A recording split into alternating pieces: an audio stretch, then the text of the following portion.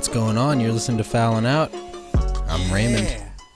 It's your boy John here too. Oh, how's it going, John? How you doing? It's going all right. It's a nice start to the summer. Took a week off as we had planned to do so. We told you all that we were taking last week off just to get back in the swing of things at home. Mm-hmm. But we are not broadcasting now from the Blacksburg warehouse that we were doing this in. We bought a whole new studio. Oh yeah. We're doing this completely professionally. Mm-hmm. Up in around the DC metro area. I would say. Yeah, it's my bedroom. Okay, well you didn't have to. I mean, you don't have to tell everybody that you sleep in a warehouse and stuff. Well, you're poor. What can I say? That's just what I do. We moved from my bedroom in Blacksburg to my bedroom in Fairfax. Fair enough. Would you say that's an upgrade? Maybe. This room has some, I think, terrible design decisions. It's because it's covered in Red Sox wallpaper, isn't it? Yeah, well, that's sort of like the main thing. It's not really screaming. It's screaming just like I'm a loser. Oh, I see how it is. See, John, when was the last time the Pirates were anything but losers? Well, we made the playoffs a few years ago. You made the playoffs. That's really nice. Yeah. Well, what kind of trophies do they hand out? Pennant up there. You have some binders that look like you're still in high school. Some participation trophies. I don't know. I don't know. Oh my God! I invite you into my home, and this is how you repay me. You just roast me. You. I'm just telling you how it is. Okay.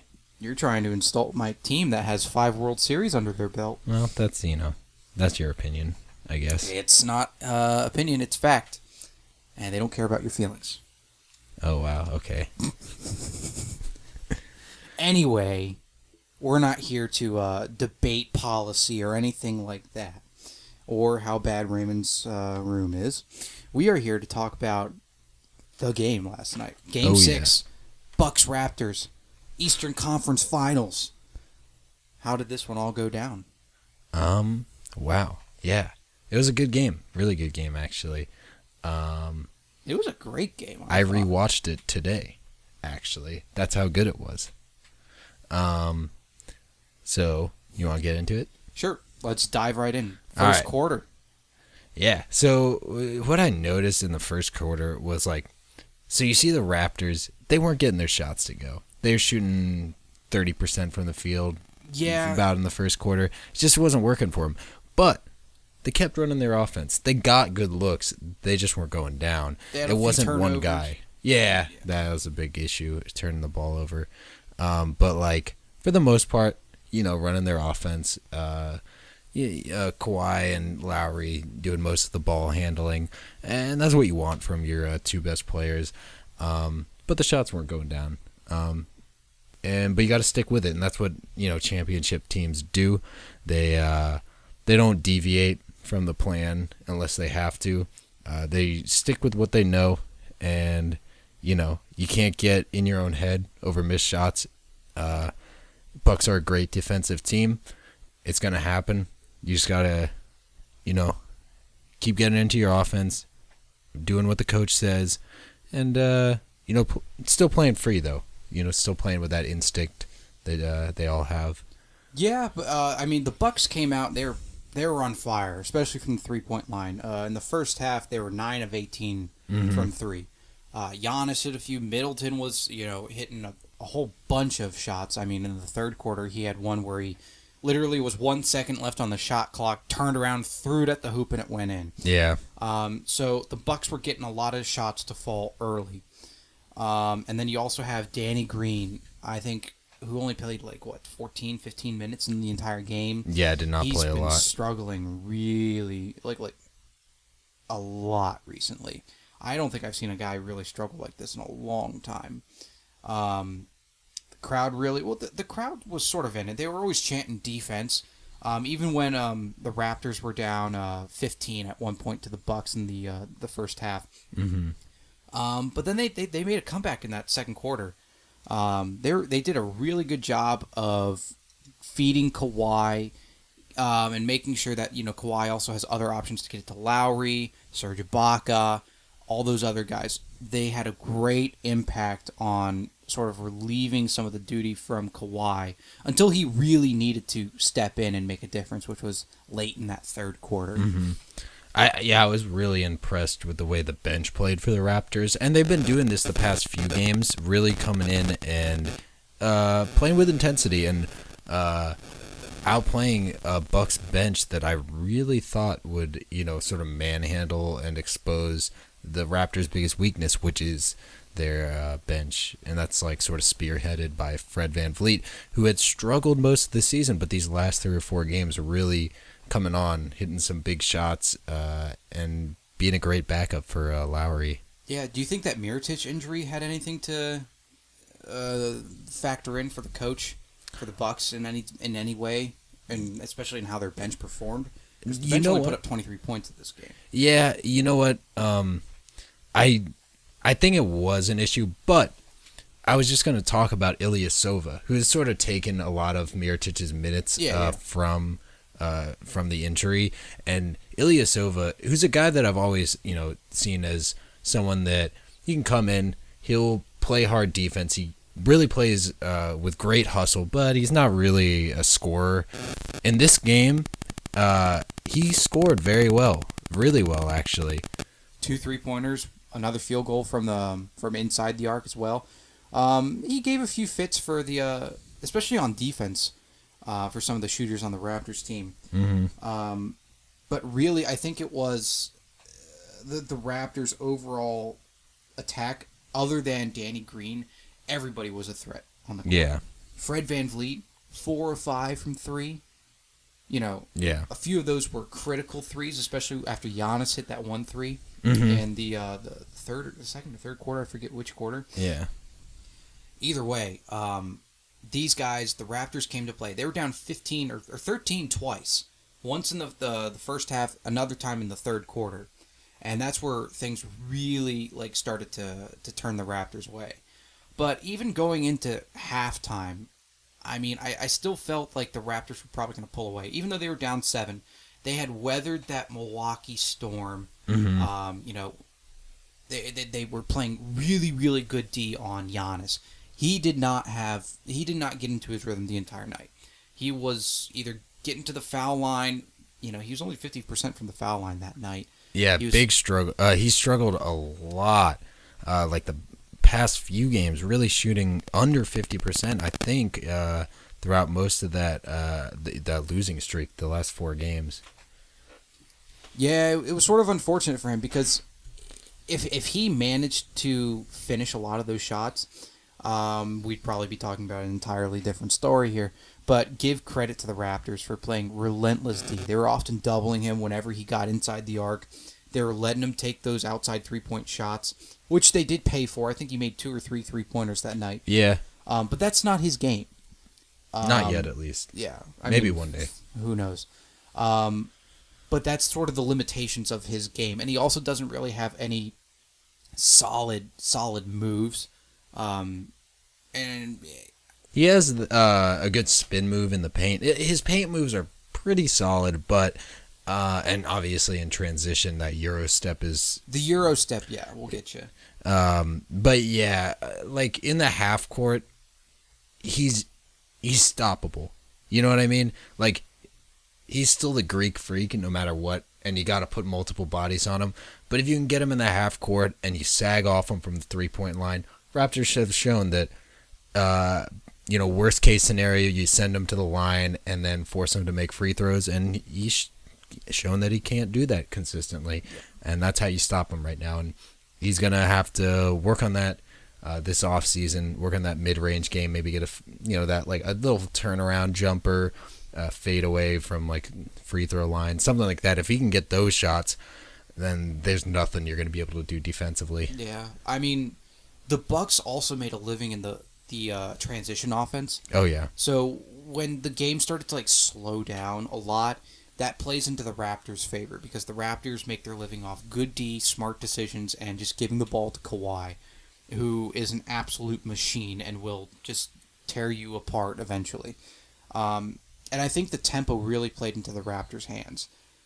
When you saw the Bucks go up 13, 15 points, some of their points came off of transition plays. They got a lot of second chance points as well. They dominated the offensive boards. But in the end, they weren't able to make shots when it mattered. And I think that's sort of what killed them in terms of the overall end result.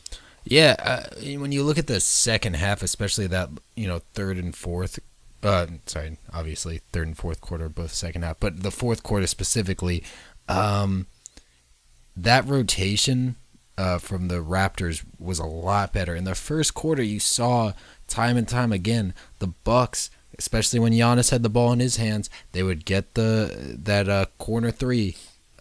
To Bledsoe or to Middleton. Yeah, even Lopez occasionally, and I think Brogdon.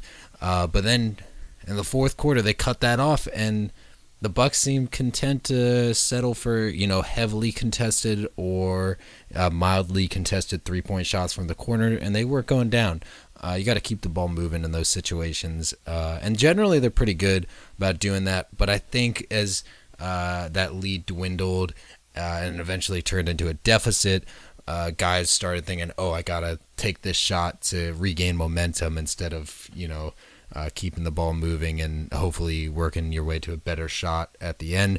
They were like, we got 10 seconds left on the shot clock. I got to take this. And I think that was a huge reason and what ended up stagnating their scoring potential. Yeah, but you didn't see that from the Raptors. I mean, the Raptors were cool, calm, and collected throughout the entire game, even though they were down double digits at multiple times throughout the game. And I think credit for that has to go to Coach Nick Nurse, as well as Kawhi Leonard, who I think is the captain of this team, the guy who drives them. Because we've seen the Raptors before in the playoffs. They lose, every time to LeBron. That's the big thing. But it's sort of just like they get scared in big moments. Who they played the 76ers. They could have gotten scared of Ben Simmons and Joel Embiid, but Kawhi was there. Kawhi put a lot of their fears aside and just kept playing. He put the team on his back that series, and he did the same thing in this series. Even when they're going up against Giannis, Brook Lopez, Chris Middleton, all these guys, a lot of size, a lot of Giannis is probably going to be the MVP of the league. Mm-hmm. So a lot of credit has to go to inside that locker room, just calming everybody's nerves, making sure everybody's ready to go, just do their job, like a Patriots motto in a way. Do your job. And another thing is, you see the guys that they brought in. Kawhi Leonard, Marc Gasol, Danny Green. These are all guys that have been there, won championships. They're not going to get flustered by a closeout game in the Eastern Conference Finals. So I think that's where this team has faltered in the past, is not having that experience, that past success that really gives you confidence in games like this, where it's win or go home, or you win and you go to the finals, that kind of thing. Yeah, because they got embarrassed last year against LeBron. They got swept and they were the 1 seed. But I think Kawhi, Gasol, and Green have really helped out Kyle Lowry, because Kyle Lowry, for the most part, was one of the two best, the second, maybe the first best player on the Raptors, other than maybe DeMar DeRozan before this year. And he would always do great in the regular season. But when it came, to crunch time, the lights are shining down on you, or whenever he's playing LeBron, it seemed like the moment would be a bit too big for him. And you'd see with stat lines some games with 0 points. He even had one first game of the playoffs. Everyone thought, here's playoff Lowry again. Yep. But I think that these teammates and the charisma and the energy that they bring really settle down this team. Really helps out Lowry. Really helps out a young guy like Siakam. Serge Ibaka, too, coming off the bench. He only had 9 points, but I mean, those 9 points were strong 9 points. I think he had 2 dunks. Yeah, he had the dunk that tied the game, I believe. Yep, at 78. Yeah, at 78, and that was a monstrous dunk, and it was assisted by, I think it was Lowry or Van Vliet. I can't remember who. It was either Lowry or Leonard. It wasn't Van Vliet. Oh, it wasn't Van. Yeah. Okay, yeah, I think it was Lowry. He drove into the paint, got Ibaka crashed weak side and got the dunk. Or was that the Leonard dunk that Lowry gave it to him? Lowry gave it to Leonard on the big slam in the third quarter. Yeah, that was so. In the fourth quarter, you saw the bench carry over that intensity that at the start. Yeah. So when you look at the beginning of the fourth quarter, Ibaka with the slam, obviously a high energy play. Lowry takes a charge on Giannis, and then into the once Leonard checks back in, Lowry gets a steal, dishes it to Leonard for that big slam, which was got the crowd absolutely frenzied. Yeah, and Giannis was tired. I mean, he played 41 minutes this game. He was playing at the beginning of that fourth quarter. Yep. But the bench and pretty much the guys without Kawhi on the court, they were able to get it done, and I think come closer, take the tie or take the lead. I think too.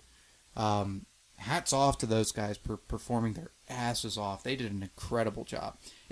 Sometimes teams with a 3-2 lead going home be like, they can sort of overlook the game, be like, oh yeah, we got this. It's at home. We can win. Yeah.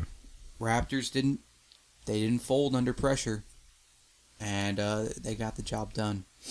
Any other big, things that sort of to take away from this game? I think we kind of covered pretty much everything. I guess one thing is Eric Bledsoe. What do you have? 8 points? He was pretty. Yeah, he had 8 points. Not good enough. 8 points, 5 rebounds, 7 assists. That's not good enough from your starting point guard in a must-win game. And he played well for a stretch at the beginning of the third quarter. Milwaukee stretched out that lead again, and Bledsoe was at the center of that. But man, after Leonard came back in and he kind of took over, Bledsoe seemed to do what he does sometimes, which is force shots, kind of not play in control. He's a very strong, very solid point guard. Like not solid in the sense that like he's like pretty good, as in like literally like physically solid. So like he will bulldoze people over, and sometimes that can not be a good thing. And I think you saw a little bit of that in the third and fourth quarter. But I think we got everything else. I was really impressed with the Raptors. However, if we're going to move on looking to the finals, I don't see them beating the Warriors. No. Also, key point to mention, Bucks got 9 more free throws than the Raptors did. A lot of the fans, I remember during the game, were chanting how the refs suck. And I mean, there were a few calls that were just sort of bad calls. And a lot of them happened to be shooting fouls as well. Because, I mean, you see guys like Brook Lopez with 5 of 12 shooting, but he's at the line in 8 of 9. So, I mean, some of the Bucks were gifted a few fouls here and there. Honestly, 9 more free throws is not that bad. And I was not too upset with the way the refs ref this game. Keep in mind, like, 5 of those free throws of the Raptors were in garbage time. Yeah, I understand. But the Raptors' game plan is to foul Giannis. So, naturally, he's going to have a lot of fouls. Because you saw any time he got to the hoop and it was, reasonable that they could foul him without, too much of an issue, they would do it and send him to the line. Sort of like me and you in one-on-one. Oh, yeah. Yeah. If I beat you, I'm getting pushed in the back. Yeah. Hopefully I don't roll my ankle, but, that's a problem for me. Exit strategy, ask questions later. Just get the job done. Or, in my case, fail the job and then find another way around it. Okay. That makes sense. I got to respect that. Hasn't really helped you too much, though. All right, well, let's chill out here. I did Raptors beat you 2 won. times in one day. How many times have you beaten me ever? 3, 4. 3. Don't give yourself too much credit. How many times have we played, John? I don't know. A lot. No, way more than 10. We played like 10 times a week. Sometimes. I think it's like maybe no more than like 9. That's wrong. That's just a wrong. 15. I don't know. Oh, Johnny boy. Anyway, well, looking forward to this finals prediction. So, are you going with everybody saying, "Oh yeah, the Raptors had a great game, but they're going to get swept"? I'll give them 5. The Warriors in 5. Raptors will win game 2. Vegas says that Dubs are going to win game 1, but they only have the money line right now is like 1 point. It's a 1 point spread. Okay. So anything can happen according to Vegas. But I mean, games 3 and 4, it's probably going to be like Warriors by 8, Warriors by 9, or something like that. It really is just unfair because I think both the Bucks and the Raptors are built to be championship teams. As in, not that they would be guaranteed to win a championship, but making it to the finals, I would give them like 50-50 odds against like a normal team. But like, man, it's just not fair. The Warriors are just going to steamroll like any team that isn't like that doesn't have at least 2 superstars. Yeah, I mean, because Warriors have like what, 3, 4 superstars? Well, I would say two right superstars now. And then 2 more all-stars and then well, not according to the NBA. Well, yeah, big hubbub about that. Oh, who didn't make it? Klay Thompson. Oh yeah, he didn't get an all-star team. Well, I don't think he cares too much about that when he's making millions of dollars and he has like 3 rings or whatever. Well, it cost him $30 million because he can't get a Supermax. Oh, yeah, that is true. He can't get the Supermax now. I mean, he was an all-star, let's be honest. Yeah, I mean, like, the person that beat him out for that spot was, actually, Bradley Beal beat him out, but he didn't make it. He was the first on the chopping block. And Wait, the guy but Bradley Beal's in the East. Yeah. I don't know how the all-star teams work. It's East and West. No. But like first team All NBA. Oh, All NBA. Not the All-Star game. You said All-Star. Well, I don't know. I mean like All NBA. That's what I mean by it. Yeah. My bad. I'm not angry. I'm just expressing my. Yeah, I was really confused there for a second. I was like, I'm pretty sure Klay Thompson made the All-Star game. Oh yeah. He didn't make an All NBA. Yeah. Team. I mean that's tough. When you're the third man, he's the third option on the Warriors, and I think if he was this, he's probably the best second option in the league. I don't know if I would say he's a go-to guy just because he's not really a ball handler. Do you think Kemba Walker's better than him, or should have made the All NBA more than him? Yeah. Okay. Because that was the last guy on the list. Yeah, I would say Kemba Walker. He carries the Hornets. What about Bradley Beal? That's a little tougher. I don't know if I would say that. Yeah, I don't know. I think I'd have him in though, as maybe on the third team.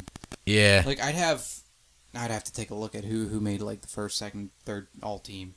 I'll tell you what. First team all defense, Marcus Smart. That's all I need to know. Let's go. First, let's get a round of applause for Marcus Smart. Finally getting the recognition he deserves. Yeah, and then losing in 4. Well, he was hurt. In 5. He was hurt. Not his fault. Yeah. Celtics just suck. I mean, you're not going to hear any argument from me. Yeah. So, overall finals predictions, or predictions, not projections. I think the Warriors will win it in 5. I mean, at most 6. I mean, the Raptors could escape game 1 or 2 with maybe 2 wins, and then Warriors just steamroll them once they get back to Oracle. Yeah. Here's the issue. Raptors offense stagnates too much when Leonard isn't able to do everything for them. He really is the Raptors offense when he's on the floor. Look at the third quarter. He assisted on the last 10 points. Yeah. On that 10-0 run. Oh, assisted or scored. It's you can't beat the Warriors with that, unfortunately. And even, you know what I'll say? If the Raptors bench plays to their maximum potential, then maybe a miracle will let them win. But it would take a miracle and the best performance from the Raptors bench possible. Van Vliet will have to make 5 threes every game, too. Yeah. I mean, they're going to have to outshoot them. That's how you beat the Warriors. You outshoot them. Yeah. And if you outshoot them, and in, most cases you'll outscore them. Mm-hmm. As long as those shots aren't bad shots. Yeah. So, what percentage chance would you give the Raptors of winning? Like a 7.25% chance. Oh, that's pretty slim. Slim to none. Yeah. But I bet they like those odds, you know? And I think they'll be content with winning the East this year, too. Never tell me the odds. All right. But anyway. Everyone's just playing for a post-Warriors era. Which is next season.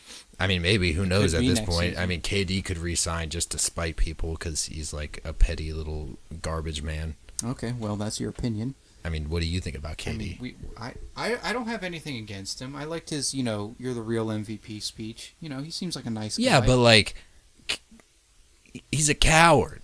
Okay, well, at heart, almost everybody's a coward. Well, just because you're a coward doesn't mean everyone's a coward, John. All right, Raymond. Well, let's just because you foul me every time we play.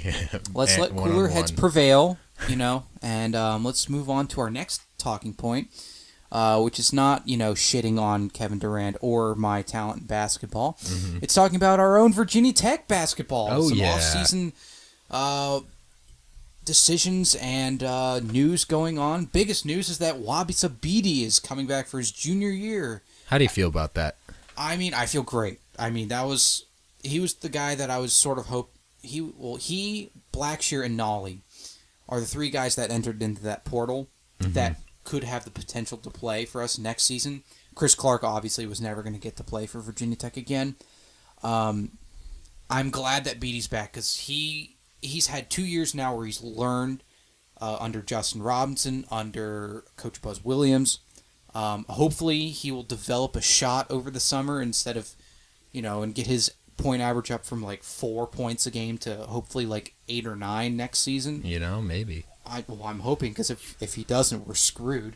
Yeah, it's going to be interesting at the point guard position because, I mean, let's be honest. I'm happy to have Bede back, but, I mean, he really was not an offensive plus. He was great on defense. Yeah. I loved his defensive intensity, but, man, he would only hit shots when the offense would completely ignore him. Like in the Duke game. And he would still miss some of those. Yeah. It would be a surprise to us if he made 2 shots a game. Yeah. And one of them was a 3. But hey, I mean, even Justin Robinson really was not a great scorer early in his career. No. And this season he really turned into a fantastic player. And I really like, looking at the way Bede plays, there's nothing that tells me he isn't going to be working super hard to develop into what you need to be a starting point guard at the college level. Yeah, he's got the talent for sure, and he has the skill set to do it. It's just it's just execution. Yeah. So I think he'll be able to get it done. Hopefully, he and Mike Young, the new head coach, gel well together, because that's the relationship that's going to be the most important. I think the point guard, obviously, and the head coach. So we'll see how they pan out. In other words, Blackshear still up in the air, still hasn't made a decision, but he's the number 1 most targeted transfer. I would suspect him to leave. I would expect him to, unfortunately. I would love if he came back. Oh, God. If he came back, we'd be another, maybe not an ACC contender, but still an NCAA tournament contender, I think. Yeah. With him out, I think our chances of making the tournament are very slim. Mm-hmm. Less than 25%, I say, because he's such a great player. He's a well-rounded player. He can post up in the paint. He plays great defense. He can shoot the 3 ball. He's a very versatile player, and I think any team, hopefully we get him back, but any team who gets him, they'll be nationally considered as a team that could make the national tournament going into next season. Mm-hmm.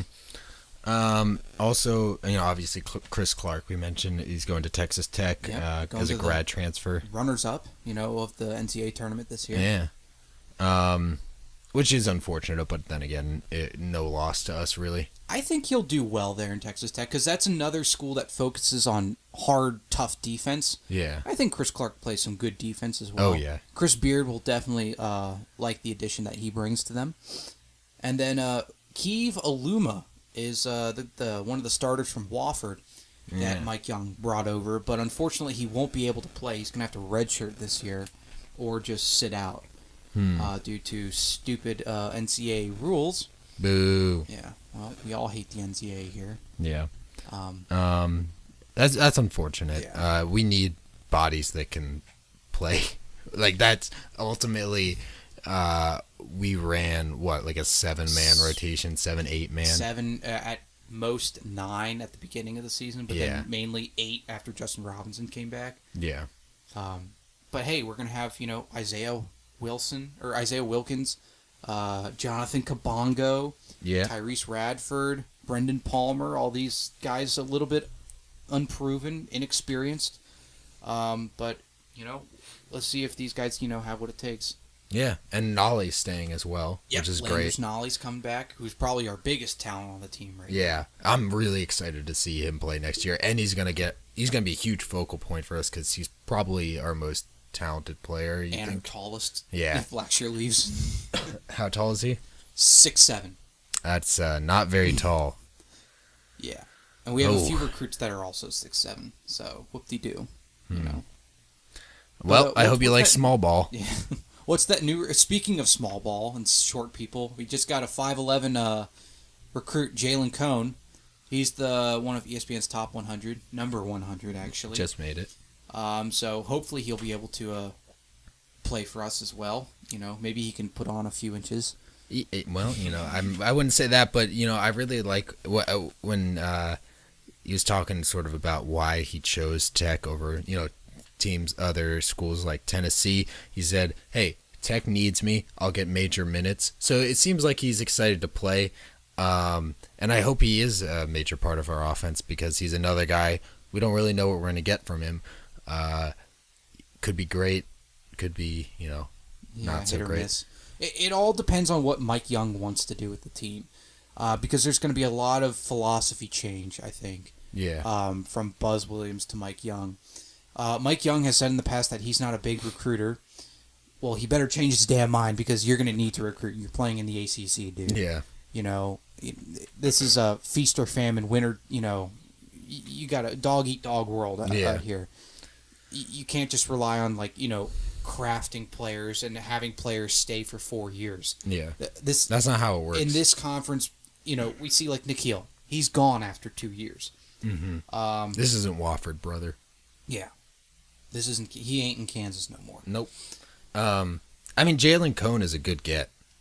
Yeah, especially after we lost that the other guy from Paul VI. Yeah. I forget what his name was. I don't know. He's garbage. Anthony Harris. Well, he's not garbage, but he's garbage to us now.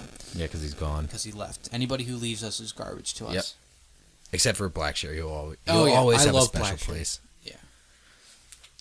You got anything else? I don't have anything else on that subject. I think we should move on to our namesake. Oh. Who fouled out this week? Who fouled out? John, who do you got? I got Giannis. That's understandable. I love the guy. He put up 21 points. He's a nice guy. Love his story. Love his story from coming from Greece, putting on a ton of weight, getting a lot more confidence, developing shot, But if you're the MVP this season, you got to find a way to get it done for your team, especially going up against another potential MVP candidate in Kawhi Leonard. In the end, it was just his inexperience in the playoffs, I think, sort of led to his downturn. The Raptors, suffocating defense as well got to him. And he just didn't have any answer for it, which was sort of weird because, 4 games in a row, he had no answer for it. So not finding out a way to get around the suffocating defense that the Raptors were playing, that falls on Giannis and the coach's shoulders, I think. Yeah, it's interesting. Everyone was talking about how Giannis, can he be the MVP? Can he do all this? Can he be the leader of a team, scoring-wise and mentality-wise, without a consistent jump shot? And, for the regular season, he's probably the MVP. Maybe Harden will take it, but who knows? And then in the playoffs, it didn't seem to be a problem. Celtics shut him down for one game, game 1. That was it. And then the first 2 games of this series, it seemed like it was going to be the same deal. It didn't matter.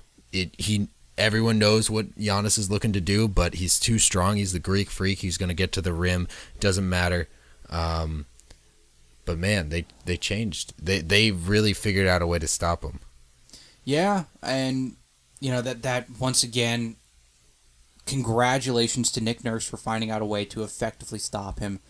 But I mean, Giannis, he still has to step up, either get it to his teammates and be a better team player, something, So in the end, he fouled out for me this week. Who do you got? Well, I would also go with Giannis because, all the points we just mentioned. But I don't want to do the same one as you. So I'm going to go with Drake. Drake fouled out because of his jacket that said, Kawhi me a river. Drake, you didn't go see the Raptors when they were garbage. You're just here now. Oh, now you're reaping the benefits now that they're in the playoffs every year, and you're making all that big dollars. And you're out here acting like you've been repping them since day one. Nah, I see you, Drake. Don't think you can hide from me. Yeah, that's who I got fouling out. Nice. All right, we got 3 big questions. We didn't write them down. Oh, but I still got them. All right. I got one in my head. All right. Well, fire away, and I'll think of one. Okay. I've got one. Don't worry. I've got one. Do you think Kawhi Leonard is the greatest Raptor of all time? Well, in terms of their history, I mean, this is the first time that they've been to the finals. Am I right? Yep. And I mean, looking at the other Raptors that I can think of, Vince Carter, who's still playing. I mean, like, he had a good part of his career with the Raptors. He put him on the map. You got to give him credit. Yeah. And then you have DeMar DeRozan. Kyle Lowry. Yep. Yeah. After 1 year, if Kawhi wins the finals, if he brings a ship to Toronto, hands down, 1 year greatest Raptor. Yeah. It's not even close. Like, yeah. You give credit, you pay your respects to, like, Vince Carter, DeMar DeRozan, all those guys for bringing them here. But getting the job done, that's an entirely different level of success and challenge. And I think, Canada, Toronto, if Kawhi brings them the trophy, they owe it to him, and I think he deserves the title of the best Raptor of all time. I got a good little tidbit about how there's like a dearth of history within the playoffs for the Raptors. Pascal Siakam, this is his first real playoff run where he's playing like substantial minutes for the Raptors. He's 5th all time in playoff scoring. For the Raptors? For the Raptors. Oh boy. Yeah. That's I think Kawhi is number 1 now, or up there. Or DeMar. I think DeMar is probably still number 1, but Kawhi is up there. Yeah, it's not a lot. There's not a lot. That's crazy. But yeah, you got a question for me? Yeah. So looking forward to these finals. Kevin Durant's still out. We don't know when he's going to come back. It's doubtful that he'll play Game 1. With the Raptors having home field advantage, if the Raptors take Game 1, when do you think we'll see Kevin Durant come back? And do you think we'll see him come back at any point in these finals? I think if he's ready to play, we'll see him play. I was talking shit about Kevin Durant, but at the end of the day, the guy wants to play. He loves the game of basketball. Second best player in the NBA right now. Yeah, I would absolutely. I would never knock Kevin Durant's talent. He makes the Warriors better. People have been talking about, the Warriors are more fun to watch. Steph Curry gets to be his old self when Kevin Durant's out. And I agree with a lot of that, and I can understand the sentiment. But the Warriors are a better team with Kevin Durant on the court. That's not a controversial opinion, I don't think. And if he's ready to play, he'll play as soon as he can. I would expect if they lose Game 1, I think Kevin Durant plays Game 2. I don't know his state or his status is still pretty up in the air, right? It's a calf injury. Yeah. They're thinking it's something to do with an Achilles, which that would be killer for Kevin Durant. Mm-hmm. But hopefully it's nothing that much, because I'd like to see him come back some point in these finals. Yeah. But who knows when he'll be ready. I think either way, it doesn't matter. Warriors will win. DeMarcus Cousins also said he wants to play again this season. After we'll see it. Tearing his quad. But I don't understand how that's possible. I don't think that's possible. Maybe he'll be like Drake and just be on the sidelines. Yeah, maybe. I don't know. Just wear stupid sweatshirts and stuff. Yeah, I don't know. I don't think they need either of them to win, though. But if they both come back, then yeah, like these games are going to be like 20-point games in the Warriors' favor. Yeah. The last question, dude. What do you got? The last question. All right, so I may have lied. I didn't actually think of two. But here's my question. Oh, he just thought of it. Yep. He didn't lie. The Milwaukee Bucks. Uh-oh. Right? Yeah. Devastating loss. Yeah. After game 2, you're thinking this team is finals bound. Probably not going to win the finals, but make it there for the first time in a very long time. They seem to have a good core, right? Like you look at their bench, you look at the pieces that were put around Giannis. Do you need to bring in another superstar at some point to pair with Giannis in order for this team to make the finals? Or do you think you just do a little retooling, maybe bring in a few, role players that are improvements, and then you're making the finals? Well, you obviously have to take the best of what you can get and still feel comfortable after giving up what you have to give to get some, like a superstar. I don't know what superstar that they would go after, and I don't think they really need to, because Giannis is still developing. He's not yet in his prime. Yeah. If he adds a few more moves, and gets a better jump shot, I don't think they really need to add anything, as long as they just are able to work well together, get the team chemistry, build that up a little bit more, maybe add a few more outside shooters to the list as well. I think that would be the solution for them, because they have a good team, they have a good foundation, and it's probably going to continue to get better, because Giannis is still pretty young. Once he gets older, more mature, he'll get even better, more reliable, and more consistent. So I don't think you have to break it up, sell or trade 3 of your players away to get one superstar or anything like that. You don't have to do that. Just retool a little bit, maybe bring in a few more role players, and I think you're fine. After next year, that'll be the time to decide. Yeah, because I don't even think this year specifically you could go after a superstar. There's Kawhi is not going to sign with the Bucks. Anthony Davis, maybe. But then you have 3 big guys. Yeah, but Anthony Davis is not going to want to play. Anthony Davis has never expressed any interest in the Bucks, and the Bucks, they don't have the draft picks to really give better offers than the Celtics or the Lakers. I think you'd be looking at a point guard at some point, signing them in free agency whenever they become available. I think that's where I would go if you want to do any sort of superstar. Devin Booker. Yeah, I love Devin Booker. That would be a great fit, I think. Yeah, I think he would gel really, really nicely with Giannis. And you could stagger him so Devin could sort of run with the bench a lot for a lot of the time. I don't know if he's a free agent, though. Oh, no, he's not. For a lifetime contract. Yeah, at this point. They're like, please, we can't lose someone else. Phoenix is probably only going to be playing like 5 guys next year. Yeah, it's going to be 5 Devin Bookers, actually. They cloned him. All right, 4th question. If you had 5 Devin Bookers and that's it, how many games would you win? Oh, well, you'd have no size, but you'd be able to shoot the ball really well. So I think you'd probably win a good, maybe like 42, 43. That's a lot. That's a lot of games for having... Well, if you're also incorporating, are those the only 5 players on your team? Actually... Or do you have, a bench of just, Your random... bench is 3 Jimmer Fredets. All right, maybe 35 34 games. You know what? I think the Suns will take it at this point. Yeah. That's better than what the 19 that they get, every year. All right. That's all we got. We answered the hard-hitting questions, like an 8-man team of 5 Devin Bookers and 3 Jimmer Fredette's. That's what the questions you want to know. Yeah, exactly. Anything else?